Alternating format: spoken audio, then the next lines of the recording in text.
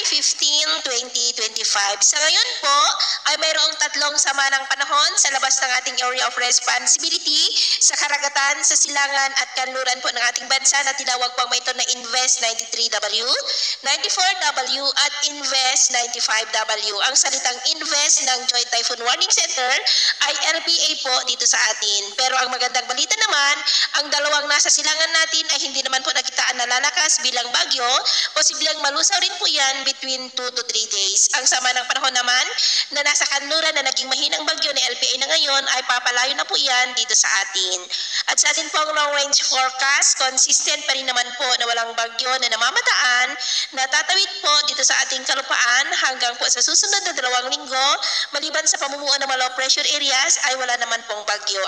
Sa ngayon po, iba't ibang weather system ang dahilan ng mga isolated rains na ating pong nararanasan sa ating bansa.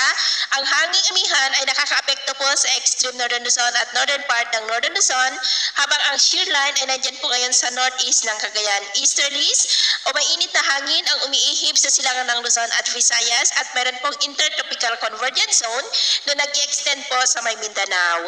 At sa lagay ng ating panahon ngayong madaling araw ay generally fair weather naman po sa malaking bahagi ng ating bansa, maliban lamang sa mga tsansa ng mga isolated rains sa ilang bahagi ng Aurora, ilang bahagi ng Quezon, Southern Batangas, Marinduque, Mercedes, Camarines Sur, Catanduanes, Rapu-Rapu, Sorsogon, Romblon, Masbate, Guimaras, Siquijor at Bislig. At mamaya ay sisikat naman pong araw sa malaking bahagi ng bansa, pero may tsansa pa rin ng mga cloudy skies with isolated rain sa may extreme northern Luzon, silangan ng Isabela, ilang bahagi ng Aurora, Southern Quezon, ilang bahagi po ng Batangas, Camarines Provinces, Catanduanes, Coron, Guimaras, Southern Leyte at Zamboanga del Sur. At mamayang hapon, mas maraming lugar po ulit ang makakaranas ng cloudy skies with isolated rains.